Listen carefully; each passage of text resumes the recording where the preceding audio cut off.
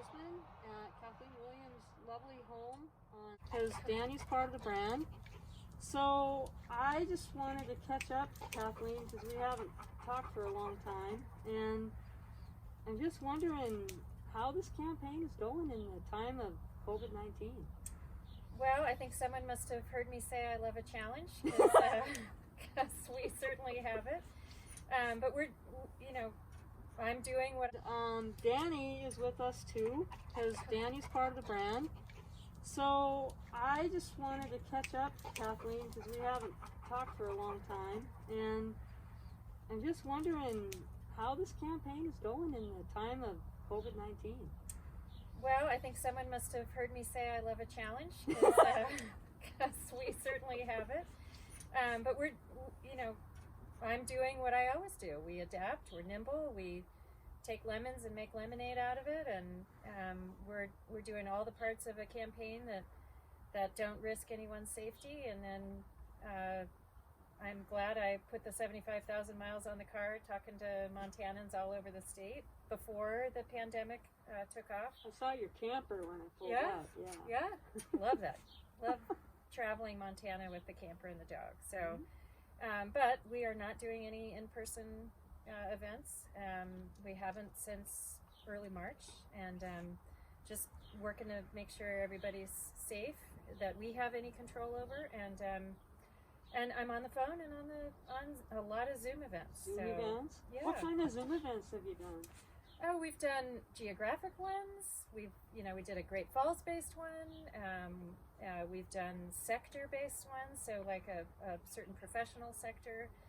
I was talking with someone yesterday that really wanted to do an event for us at their Georgetown Lake, and I said, well, let's do a Zoom and focus on water. On my work in water, and bringing diverse interests together on really difficult issues.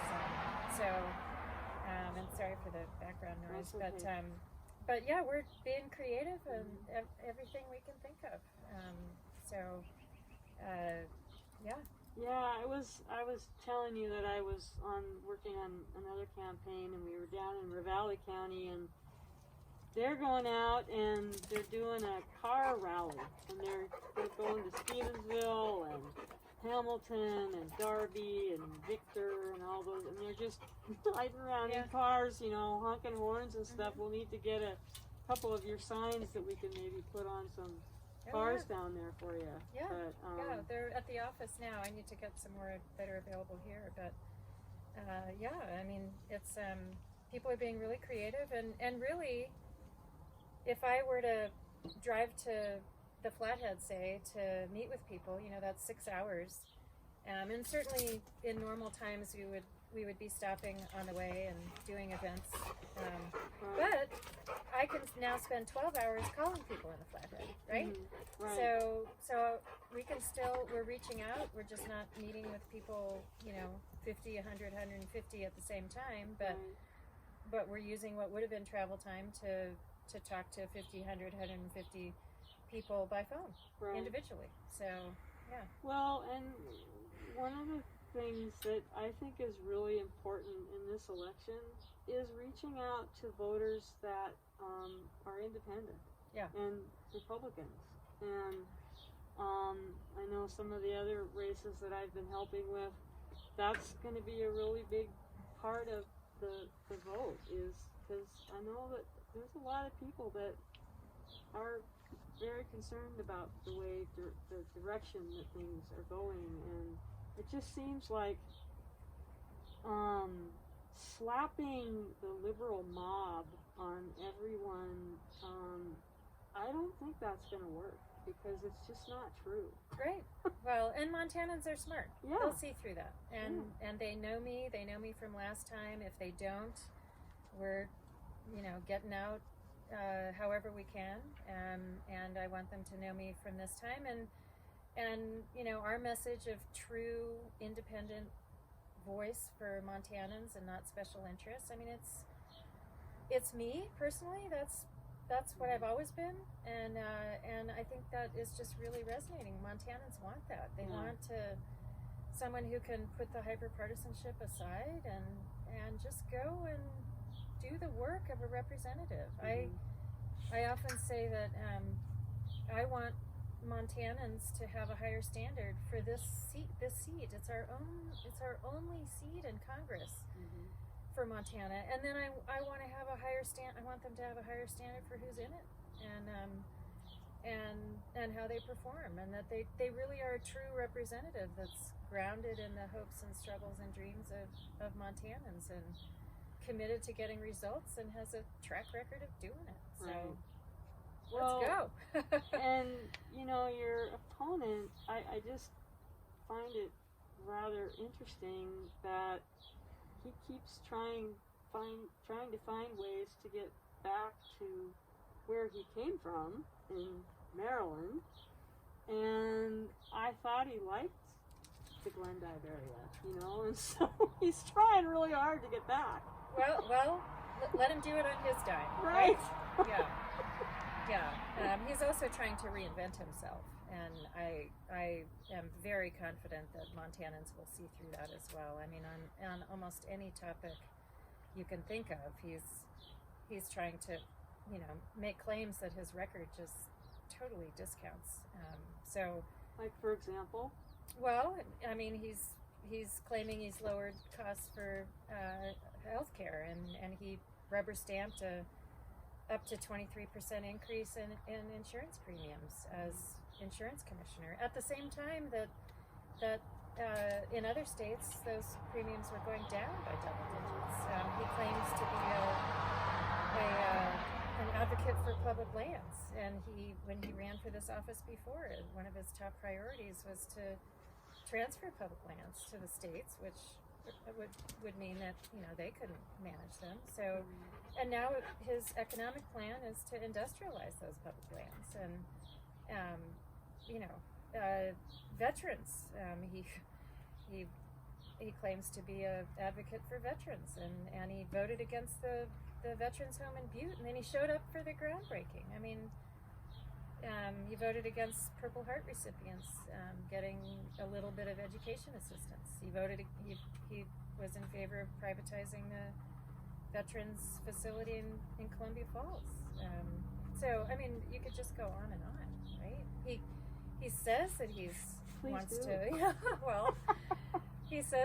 to protect pre-existing conditions when he's advocating for the repeal of the ACA. And back in 2018, he went on record saying that he didn't favor protections in the ACA for pre-existing conditions and lifetime.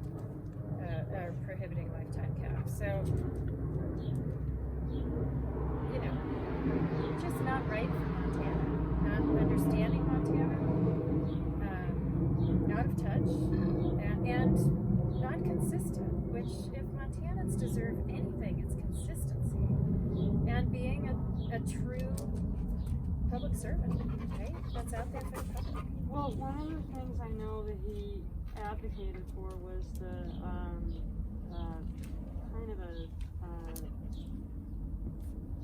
low cost but not as much service kind of Medicare or health insurance plans. Yeah, so his response to the pandemic was to recommend people purchase these, or he promoted the availability of these short-term risky plans, which they are exempt from covering COVID testing and treatment. So why would you recommend those as a response in a pandemic? It's irrelevant. It's risky. They often don't cover pre-existing conditions. COVID is a pre-existing condition now. So yeah, just really out of touch with both needs and practical solutions. And he's run for 6 offices in the last 10 years. 2 federal offices while he's been in this office. So, that's a climber. That's not a public servant. That's a political climber. We were, my driver and I were just discussing that, the office climbers, that seem to be on the other side of the aisle, and it'd be nice if they stayed in one position for a while. Well, do the job, right? Yeah. Do the job, and do it well. Yeah. And do it for Montana, not special interests. So. Well, the one thing that I wanted to, another of the many things I wanted to talk to you about is the fact that you've been running for this office for what seems like since 2017. Yeah, late October of 2017. Yeah, and I don't know, maybe it wouldn't seem that long if we hadn't been in the COVID. But I remember when you were on the road, I observed at a couple of fundraisers that you were like that first person to get there and always the last person to leave. And that just was kind of astonishing to me because it really told me that you do want to listen to people's hopes and dreams, and figure out how to get out of this mess that we're in. And we need listeners, and we need especially listeners because there's so much noise going on, and I see how you do listen to people and internalize their issues, and I just kind of wanted to give you a atta girl because we need more of that. Absolutely, and not only someone who will listen, but also someone who will do, right? So, especially now, we've got to get out of this crisis. We need leadership, we need forward thinking, we need strategy. We have not had that in response, and it's incredibly frustrating for me. But yeah, I mean, it's about results too. So, and knowing how to get them, and focusing on what's important. So, you know, I have helped Montana out of a crisis before. When I was elected to the legislature, we were trying to, you know, climb out of the Great Recession. And so that, I mean, my background's in natural resources, right? So, but it was economics and healthcare that were the issues of the day in the district. And, you know, I got to work right away and to grow and diversify our economy, to pass legislation that's saving lives, to work with people of all political stripes, which is my style, to you know, get success on important issues, and to help Montana out of a crisis. And well, you also worked with to get Montana-made products on the Yeah, that was part of growing and diversifying the economy. I passed, just one bill, created over 200 new businesses and over 3,000 new Montana products. And I'm all about trying to figure out how to keep jobs and work and value in Montana. Value added is what I talk about. And so most of those businesses were using Montana agricultural products as inputs. And so not only were they new businesses with new jobs, new products, but they're using Montana products, and so they're creating more of a market for other people. So, you know, as economists, we talk about direct and indirect and induced effects, and, you know, that's exactly the kind of opportunities we need to be creating. I passed a bill that created a new type of corporation in Montana that millennials and entrepreneurs are especially interested in, and fought for the film industry and to keep business research grants. And, you know, the company that makes was it insulin? Oh, yeah. I mean, that's pretty cool. You mean growing it? Yeah. Yeah. That is my style. So when I heard about the farmer in Brady that was sacrificing heat and utilities to pay for his insulin, I mean, holy cow. My first thought was, well, can we make insulin? You know, can Montana, how do you make, are the patents expired? Yes, right? So what's the holdup? And I just started doing some research and talking to people and found that there was a company in Canada that had figured out how to grow safflower and maybe there's issues with this because they probably modified the genetics, but that you could grow insulin through safflower, and it's like, wow, we could diversify our agricultural economy. And what they had found, and this was quite a few years ago now, maybe 8, I need to check, but their numbers for seeding, growing, harvesting, processing to create insulin was cheaper than the synthetically produced insulin. So it would produce a cheaper product. It would help our agricultural economy. If they can grow it in Saskatchewan, hello. They were calling it prairie insulin, and that company. There was an offer, and this is all from the internet, so who knows? But there was an offer from China, wanted to buy them out, and they said no. And then I've heard nothing about them. So I was talking. So not only hear the issue, come up with creative ideas, do the research, but I also at the same time was talking with these agriculturally oriented venture capital people, and I'm like, hey, have you heard about this? And and that's just one. I was years ago. I was trying to get a wind farm and a data center co-located because it was when I was revamping my own business, and I was looking for a green host, a green web host, and learned that most of the web hosts just buy credits, right? And like, oh, we could do something, and really a lot of the data centers' energy needs are for cooling. And so in Montana, open a window, right? But that data center could truly advertise as green if they were co-located with a wind farm.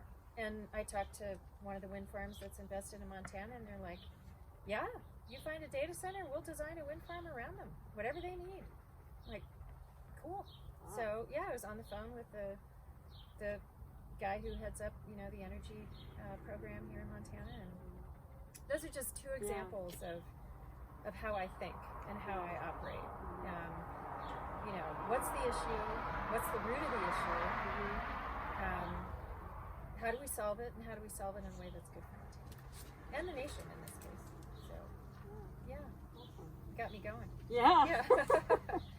So, your latest ad that's out is really refreshing because you make really good points, and you do it in a humorous way, and I was really happy to see those ads, and I just wanted to let you know that they, especially the one where you shoot the clay pigeon and talk about gun safety and background checks. What's the biggest thing that I hear from some people is that you're going to take away our guns, and I guess that's just a line that they know gets the base interested, but background checks are really important. And well, I think 86% of Americans support background checks, and we do them now. And really the ad was about that true independent voice that I, my mom, she was from Blue Jacket, Oklahoma. She left there at age 18, to go west and make her own way. And my dad, lost the sight in one eye in World War II and came back and had to, invent a new chapter for himself. A couple of them actually. And so that's how I've been raised. You make your own way, and you do what's right, and you stick to your values, and that's what Montanans, I know they want that, and they're sick of the partisan political games and the people that are just running for their own resume and the next rung on the political ladder. And so that commercial's about that. It's like, hey, this is me.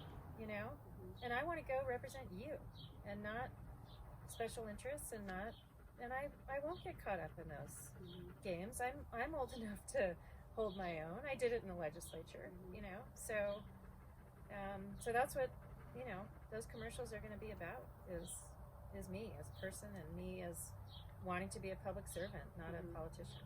You got some more in the tank? There'll be more. Yeah, and they'll be fun.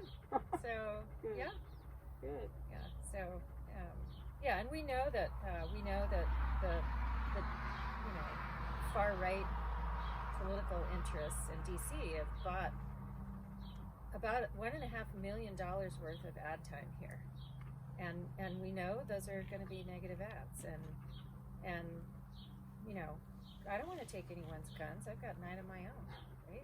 I don't need them. Yeah. So we want to get the positive message out so that Montanans understand it, and when all that negative onslaught comes, that it just rolls off. So that's what we're doing, and I know Montanans will. We've got a radio ad up right now with a farmer saying that, you know, she's doing it for us and she understands our interests, and it's about time. Where's that one running? It's running on the Northern Ag Network. Oh, okay. Yeah. So all across central and eastern Montana, and well, that actually their network's quite large. So yeah, people, you know, driving to work or in their harvesting. Hopefully they're listening to the radio. So, cool. And it's an incredible honor to have people willing to speak on my behalf, and on the behalf of, again, true independent representation. And if you look up the definition of true, you know, it's, you want your arrows to be true, you want your 2x4s to be true, you want them to be solid and consistent. So that's why I like that term. Well, one other issue I wanted to ask you about, because I've really had my understanding of it opened up especially just in the last 2 weeks on this bike trip that I was on. I haven't really understood all the whole public lands issue, because I grew up with cabins on Canyon Ferry Lake, and our weekends were mostly spent enjoying that. But I spent some time in Thompson Falls, in Lincoln County, and Sanders County, and Mineral County, and all along the way I saw these brown highway markers with trail numbers on them, and I was like, this must be what they're talking about. All this public lands, this is all ours. And when I got to the Nez Perce Pass and looked out over the Frank Church Wilderness, the River of No Return Wilderness, and saw that whole area, and then I saw all these different hiking trails, I just was like, okay, I get this now. I get what this whole public lands issue is about, and I'm kind of embarrassed that it took me that long to see that. But so the thing that it's like, I know that what the public lands issue is about is having the feds give Montana the ownership of the land, and then the concern is that when we can't take care of the land because we don't have the funds in our fish, wildlife, and parks, that those lands will be sold out to developers and whatever. And I'm just wondering if if you can just talk a little bit more about the whole public lands issue and why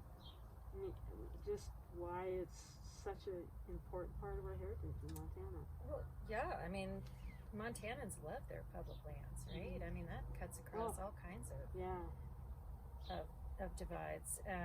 You know, I that's where I go for relax. When I get a day off, or a half a day, I'm up, you know, south of here or somewhere, just kind of getting fresh air and sort of, you know, regrouping and I mean, the public lands are where we hone our skills, we learn the ways of wildlife and plants. We build family and friendship bonds,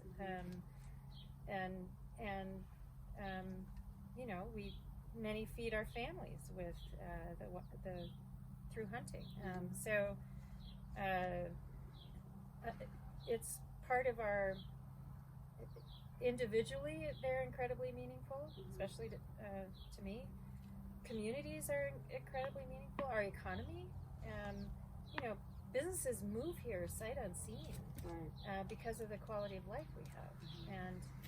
And in a pandemic, where's the safe place to be? Outside. Yeah. And so there's an interesting sort of rediscovering, I think, of public lands and outdoor opportunities that's happening that is welcome in some ways, because maybe we'll have more people that understand and value the outdoors, but also it's going to require some management, because people are going to continue to love them even when we're all healthy again. So we need someone, I've spent my life balancing the needs of economies and growth and humans with the quality of our rivers and streams and outdoor heritage. And we need someone in Congress that knows how to do that knows the missions of the agencies, that's going to be committed to helping those agencies manage under very significant issues into the future. And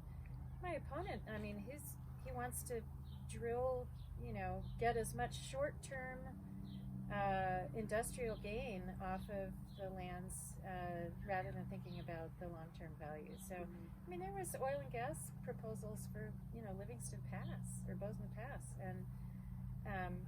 and the economic benefits of timber harvest and minerals and is clear, but it's not right for every single area. And so we need people that have done what I've done, figured out how to balance, and Gifford Pinchot said, the greatest good for the greatest number in the long run. And so it's the long run that we need to be careful of. And so I'm really looking forward to taking my natural resource expertise to Congress and hitting the ground running on helping with the management that isn't just sound bites.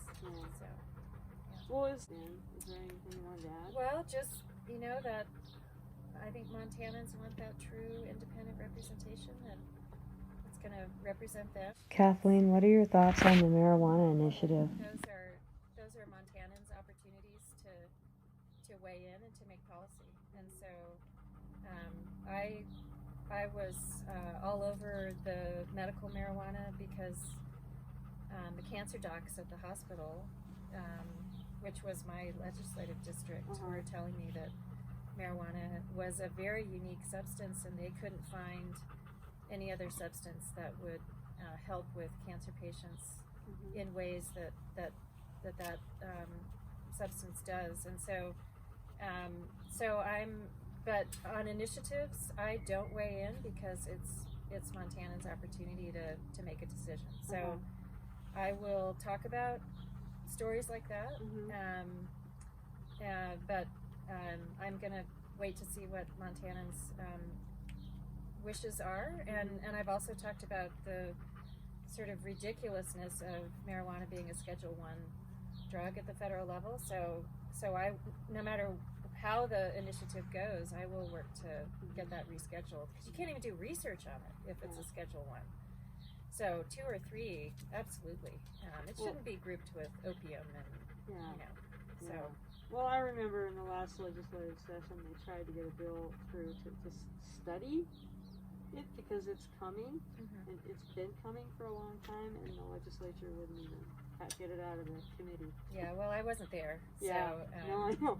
Yeah, we'll see. I think it'll engage a lot of people in the election, so which is good. More engagement, the better. Yeah. So for sure. Yeah. All right. Well, thanks again. Yeah. Thank you. Hope to see you down the line. Well, now you know where I live. That's right.